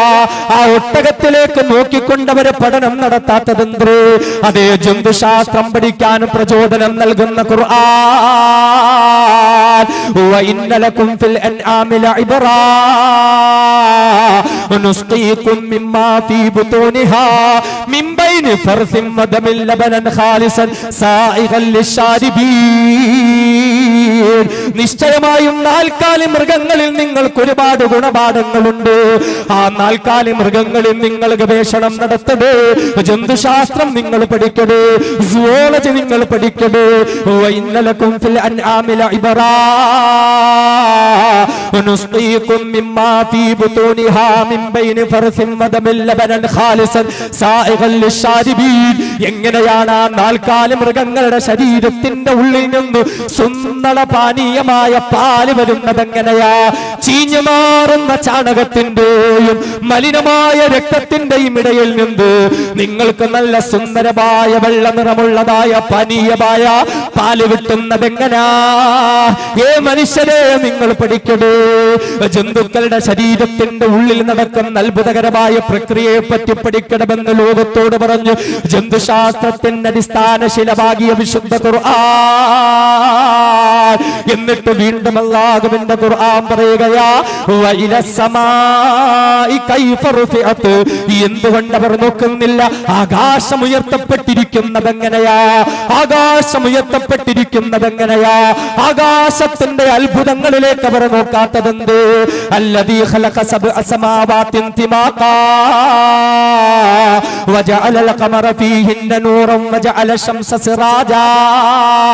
തട്ടുതട്ടുകളായി ആകാശത്തെ വിധാനിച്ച അല്ലാഹ് അതിൽ സൂര്യനെയും ചന്ദ്രങ്ങളെയും നക്ഷത്രങ്ങളെയും കൊണ്ടുവന്ന് അലങ്കരിച്ചിരിക്കുന്ന അല്ലാഹ്. എന്തുകൊണ്ട് അല്ലാഹു റബ്ബുൽ ഇസ്സത്തിന്റെ ഈ അത്ഭുതകരമായ പ്രക്രിയയിലേക്ക് നിങ്ങൾ നോക്കുന്നില്ല? അല്ലാഹു തആല നമ്മളോട് ചോദിക്കുക, ആകാശത്തെ പറ്റി പഠിക്കുക, അസ്ട്രോണമി നിങ്ങൾ പഠിക്കുക, വാനശാസ്ത്രം പഠിക്കുക. ലോകത്തോട് വിളിച്ചു പറയുന്ന വിശുദ്ധ ഖുർആൻ തീർന്നിട്ടില്ല. വീണ്ടും അല്ലാഹുവിന്റെ ഖുർആൻ പറയുകയാ, വഇലൽ ജിബാലി കൈഫ നുസിബത്ത്. അതേ പർവ്വതങ്ങൾ നിർമ്മിക്കപ്പെട്ടിരിക്കുന്നത് എങ്ങനെയാ? ഭൂമി ഇളകാതിരിക്കാൻ, ഭൂമി നശിച്ചു പോകാതിരിക്കാൻ ആണിയടിപ്പിച്ചുറപ്പിച്ചു വെച്ചിരിക്കുന്നത് പോലെ പർവ്വതങ്ങളെ സൃഷ്ടിച്ചിരിക്കുന്ന അല്ലാഹ്. പ്രകൃതിയെ പറ്റി പഠിക്കണേ, കാലാവസ്ഥകളെ പറ്റി പഠിക്കണേ, സന്തുലിതാവസ്ഥയെ പറ്റി പഠിക്കണേ. സഹോദരങ്ങളെ, വയനാട് മുണ്ടക്കയിൽ ഉരുൾപൊട്ടലുണ്ടായതിന്റെ വേദന മാറിയിട്ടില്ലല്ലോ. കഴിഞ്ഞ ആഴ്ച ഇതേ സമയം വിനീതൻ അങ്ങോട്ട് യാത്ര ചെയ്തുകൊണ്ടിരിക്കുകയാ.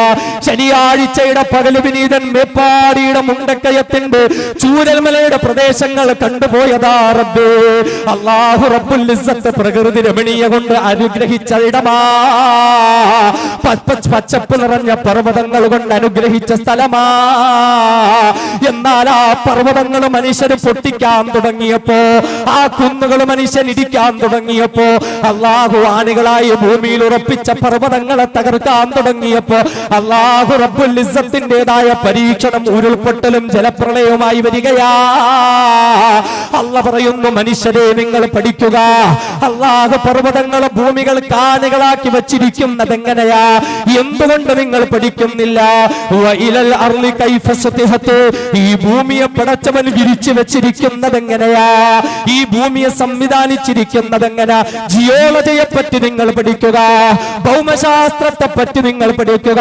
അല്ലാഹുവിന്റെ വിശുദ്ധമായ ഖുർആൻ നമ്മളോട് പറയുകയാ, ഒരു യൂണിവേഴ്സിറ്റി ഇല്ലാത്ത കാലഘട്ടത്തിലല്ലേ, ഒരു സ്റ്റെതസ്കോപ്പ് ഇല്ലാത്ത, ടെലസ്കോപ്പ് ഇല്ലാത്ത, മൈക്രോസ്കോപ്പ് ഇല്ലാത്ത കാലഘട്ടത്തില്, ആധുനിക കണ്ടുപിടുത്തങ്ങളില്ലാത്ത കാലഘട്ടത്തില്, ഗവേഷണങ്ങൾ നടത്തപ്പെടാത്ത കാലഘട്ടത്തില്, 14 നൂറ്റാണ്ടുകൾക്ക് മുമ്പ് അറേബ്യയിലെ മരുമണ്ണിനെ സാക്ഷി നിർത്തിക്കൊണ്ട് അല്ലാഹുവിന്റെ പ്രിയപ്പെട്ട പ്രവാചകർ തന്റെ അനുചരന്മാരെ വിളിച്ചിരുത്തി അല്ലാഹുവിന്റെ വിശുദ്ധ ഖുർആനിന്റെ ആയത്തുകൾ ഓതി കൊടുക്കുകയാ. നിങ്ങൾ ഭൗമശാസ്ത്രം പഠിക്കണേ, നിങ്ങൾ വാനശാസ്ത്രം പഠിക്കണേ, നിങ്ങൾ അതുപോലെ ശാസ്ത്ര മേഖലകളിലേക്ക് കടന്നു പോകണേ. അല്ലാഹുവിന്റെ വിശുദ്ധമായ ഖുർആനല്ലേ പഠിപ്പിച്ചു തരുന്നത്. വീണ്ടും അല്ലാഹു തആല നമ്മളോട് ചോദിക്കുകയാ, അഫറഅയ്തും മാ തുംനൂൻ അഅൻതും തഖ്ലുഖൂനഹു വം നഹ്നുൽ ഖാലിഖൂൻ. തുള്ളിത്തെറിക്കുന്ന ഇന്ദ്രിയ തുള്ളിയെ പറ്റി നിങ്ങൾ ചിന്തിച്ചു നോക്കിയിട്ടുണ്ട്? ആ തുള്ളിത്തെറിക്കുന്ന ഇന്ദ്രിയത്തിൽ നിന്ന് പരിപൂർണ മനുഷ്യനെന്ന സൃഷ്ടിപ്പിലേക്ക് കൊണ്ടുവന്നതെങ്ങനെയാ? പഠിക്കണം മനുഷ്യരെ, നിങ്ങൾ ഭ്രൂണശാസ്ത്രം നിങ്ങൾ പഠിക്കണമെന്ന് അല്ലാഹുവിന്റെ വിശുദ്ധ ഖുർആൻ. വലഖദ് ഖലഖനൽ ഇൻസാന മിൻ സുലാലത്തിൻ മിൻ തീൻ ثم جعلناه نطفة في قرار مكين ثم خلقنا النطفة علقة فخلقنا العلقة مضغة فخلقنا المضغة عظاما فكسونا العظام لحما ثم أنشأناه خلقا آخر فتبارك الله أحسن الخالقين. മണ്ണിന്റെ സത്തയിൽ നിന്ന് മനുഷ്യനെ പടച്ച അല്ലാഹ് ആ ഇന്ദ്രിയത്തുള്ളിയെ അല്ലാഹു തആല രക്തപിണ്ഡമാക്കുകയാ. അത് പിന്നെ മാംസകഷണമായി മാറുകയാ. അതിലേക്ക് എല്ലുകൾ വന്നു മൂടുകയാ. അതിലേക്ക് മാംസം കൊണ്ട് പൊതിയുകയാ. അങ്ങനെ പരിപൂർണ മനുഷ്യ സൃഷ്ടിപ്പിലേക്ക് അല്ലാഹു റബ്ബുൽ ഇസ്സത്ത് കൊണ്ടുവന്നിട്ടുണ്ടെങ്കിൽ ആ സൃഷ്ടിപ്പിനെ പറ്റി നിങ്ങൾ പഠിക്കുവോ? ആ എംബ്രയോളജിയെ പറ്റി നിങ്ങൾ പഠിക്കുവോ? ഭ്രൂണശാസ്ത്രത്തെ പറ്റി നിങ്ങൾ പഠിക്കുവോ?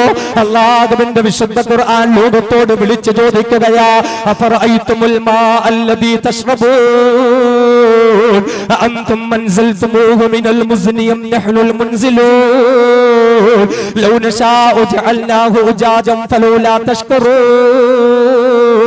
നിങ്ങൾ കുടിക്കുന്ന ഓരോ തുള്ളി വെള്ളത്തെ പറ്റിയും നിങ്ങൾ ചിന്തിക്കാത്തതെന്ത്? വാനത്ത് ലോകത്ത് നിന്ന് മേഘങ്ങളിൽ നിന്ന് നിങ്ങൾക്ക് വെള്ളം ഇറക്കി തരുന്നതാരാ? ഓരോ തുള്ളി വെള്ളത്തെ പറ്റിയും ഗവേഷണം നടത്തണമെന്ന് ലോകത്തോട് വിളിച്ചു പറയുന്ന വിശുദ്ധ ഖുർആൻ. അഫറഅയ്തുമുൻ നാറല്ലതീ തുറൂൻ. നിങ്ങൾ കത്തിക്കുന്ന തീയെ പറ്റി നിങ്ങൾ ചിന്തിച്ചിട്ടുണ്ടോ? ആ തീ കത്തുന്നത് എങ്ങനെയാണ്? തീ കത്തി നിൽക്കുന്നത് എങ്ങനെയാണ്? വാതകങ്ങളെ പറ്റി പഠിക്കണം, തീയിനെ പറ്റി പഠിക്കണം. ലോകത്തോട് വിളിച്ചു പറയുന്ന വിശുദ്ധമായ ഖുർആൻ. അഫറഅയ്തും മാ തഹ്റുസൂൻ അഅൻതും തസ്റഊനഹു വം നഹ്നു സാരിഊൻ ലൗ നശാഉ ലജഅൽനാഹു ഹുത്വാമൻ ഫലൗലാ തഷ്കുറൂൻ. അതേ ഭൂമിയിൽ നിന്നും വിത്തുകളിൽ നിന്ന് പൊട്ടിമുളച്ചു വരുന്നതായ ചെടികൊടികളെ പറ്റി നിങ്ങൾ പഠിക്കുന്നില്ലേ? നിങ്ങൾ സസ്യശാസ്ത്രത്തെ പറ്റിയിട്ട് നിങ്ങൾ പഠിക്കുന്നില്ലേ? അതെങ്ങനെയാ വളർന്നു വരുന്നതെന്നതിനെ പറ്റി നിങ്ങൾ ചിന്തിക്കുന്നില്ലേ? ലോകത്തോട് വിളിച്ചു പറയുന്ന വിശുദ്ധമായ ഖുർആൻ ഇങ്ങനെ ഏത് നമ്മൾ എടുത്തു ലോകത്തിൽ പറഞ്ഞ് നിങ്ങൾ സുവോളജി പഠിക്കണം, നിങ്ങൾ ജിയോളജി പഠിക്കണം, നിങ്ങൾ അസ്ട്രോണമി പഠിക്കണം, നിങ്ങൾ എല്ലാ മേഖലകളും പഠിക്കണമെന്ന് ലോകത്തിന്റെ മുമ്പിൽ അല്ലാഹുവിന്റെ ഖുർആൻ പഠിപ്പിക്കുമ്പോ ഇവിടെ ഒരു യൂണിവേഴ്സിറ്റി ഉണ്ടോ? ഇവിടെ അതിന്റെ ഇടയിലെ ഗവേഷണങ്ങളുണ്ടോ? ഇവിടെ കണ്ടുപിടുത്തങ്ങളുണ്ടോ? ഒരു ശാസ്ത്രജ്ഞനെങ്കിലും ജീവിച്ചിരിപ്പുണ്ടോ? ഇവരൊന്നും ഇല്ലാത്തപ്പോ അള്ളാന്റെ ഖുർആൻ പറഞ്ഞാ പഠിക്കണം പഠിക്കണം, ഓരോന്നും വേർതിരിച്ച് വേർതിരിച്ച് വേർതിരിച്ച് വേർതിരിച്ച് പറഞ്ഞു പറയാൻ നിന്നാ തീരൂല. ഇനി ഒരുപാടുണ്ടാവും.